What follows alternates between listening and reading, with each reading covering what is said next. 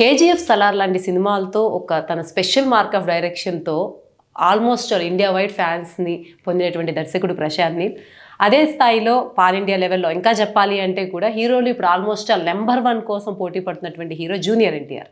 Junior NTR, Prashanth Neel combination అంటే అంచనాలు ఓ స్థాయిలో ఉంటాయి. ఇప్పుడు డ్రాగన్ సినిమా మీద కూడా అంచనాలు అలాగే పెరుగుతూ ఉన్నాయి. అయితే లేటెస్ట్‌గా వచ్చిన ఒక అప్డేట్ మాత్రం ఫ్యాన్స్‌ని గాని అందరిని గాని కలవరపెడుతూ ఉంది. అదేంటంటే ఇప్పుడు ప్రశాంత్ నీల్ తన డైరెక్షన్ టీమ్‌లోకి కొన్ని యాక్షన్ సీక్వెన్సెస్ డైరెక్ట్ చేయడానికి దేవకట్ట, ప్రస్థానం ఫేమ్ దేవకట్టని తీసుకోబోతున్నారని సమాచారం.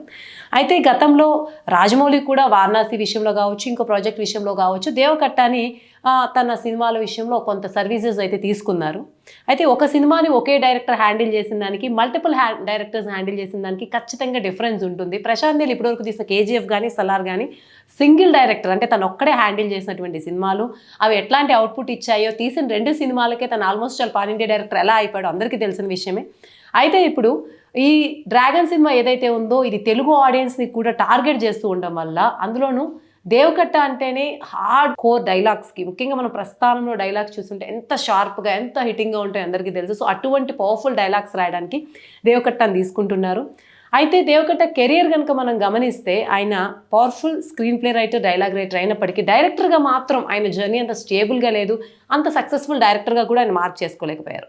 సో ఈ నేపథ్యంలో దేవకట్టని తీసుకోవడం వల్ల కొన్ని ట్రాక్స్ ఆయన డైరెక్ట్ చేయడం, మళ్ళీ కొన్ని ట్రాక్స్ ప్రశాంత్ నీల్ డైరెక్ట్ చేయడం అన్నది ఉంటే, ఒకవేళ అలా కనుక జరిగితే కొంత క్యావోస్ అంటే కొంత గందరగోళం ఉండే పరిస్థితి అయితే ఉంది. సినిమా మొత్తం డైరెక్షన్ ఒక ప్రశాంత్ నీల్ మాత్రమే చేస్తే సినిమాకి అది స్ట్రెంగ్త్ అవుతుంది. ప్రేక్షకులు ఏదైతే ఎక్స్పెక్ట్ చేస్తున్నారో జూనియర్ ఎన్టీఆర్ అండ్ ప్రశాంత్ నీల్ కాంబినేషన్లో ఆ స్థాయి అవుట్పుట్ వచ్చే అవకాశం ఉంది. సో దీనివల్ల ఈ సినిమా లెక్కలు అయితే మారుతూ ఉన్నాయి. దీంతోపాటు ఈ సినిమాలో ముఖ్య పాత్ర పోషిస్తున్నటువంటి టొవినో థామ్సన్ ఈ సినిమా నుంచి తప్పుకోవడంతో ఇప్పుడు ఆ పాత్రని ఎవరికి ఇవ్వబోతున్నారు, ఆ హీరోలు రోల్ ఎటువంటి యాక్టర్తో చేయించబోతున్నారు అన్నది కూడా ఇప్పుడు ఒక సస్పెన్స్ అంశంగా మారింది. సో ఈ సినిమాలో 2 విభిన్నమైన షేడ్స్తో జూనియర్ ఎన్టీఆర్ నటిస్తూ ఉన్నారు. ఈ సినిమా గురించి అంచనాలు పెరుగుతూ ఉన్నాయి. ఏదేమైనప్పటికీ ప్రశాంత్ నీల్ ఒక్కరే గనక దీన్ని డైరెక్ట్ చేస్తే ప్రశాంత్ నీల్ మార్క్ ఉంటుంది. అలా కాకుండా ఇది మల్టిపుల్ డైరెక్టర్స్ దగ్గరికి వెళ్తే మాత్రం కొంత కన్ఫ్యూజన్, ఊహించిన అంచనాలను అందుకునే అవకాశం అయితే ఉంది. సో ఏదేమైనప్పటికీ ఈ సినిమా రిలీజ్ అయ్యే వరకు కూడా సినిమా ఎలా ఉంది అనేది ఎవరని చెప్పలేం. సో ఈ డ్రాగన్ సినిమా అప్డేట్ గురించి మీరేమనుకుంటున్నారో కమెంట్స్లో తెలియజేయండి.